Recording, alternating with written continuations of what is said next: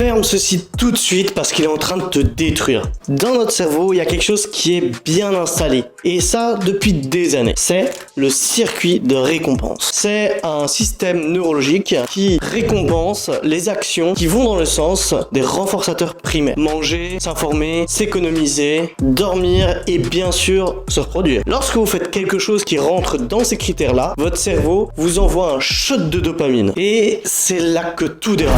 Lorsque vous faites plaisir sans pornographie, votre cerveau vous transmet un shot de dopamine. Celui-ci varie selon plusieurs facteurs comme la régularité, l'excitation, etc. Mais le problème, c'est que les contenus pornographiques sont faits pour nous donner le plus de plaisir possible. Vous pouvez trouver exactement ce que vous cherchez et ça, le cerveau, il aime bien. Et à force de toujours avoir un taux énorme de dopamine libéré, votre circuit de récompense se trouve être totalement déréglé. Votre cerveau n'accepte dorénavant que de réagir à des fantasmes irréels. Pour donner un exemple un peu imagé, imaginons que vous couchez avec votre partenaire. Votre cerveau va libérer 10 mg de dopamine. Donc après ça, vous êtes heureux, vous êtes content. Mais le lendemain, vous regardez une vidéo pornographique. Votre cerveau, il va trouver ça beaucoup mieux. Et il va vous libérer une dose de 100 mg de dopamine. Si tout ça, ça reste occasionnel, il n'y a pas vraiment de problème. Mais si jamais ça persiste, si ça devient une habitude régulière, quotidienne, et qu'elle persiste dans le temps,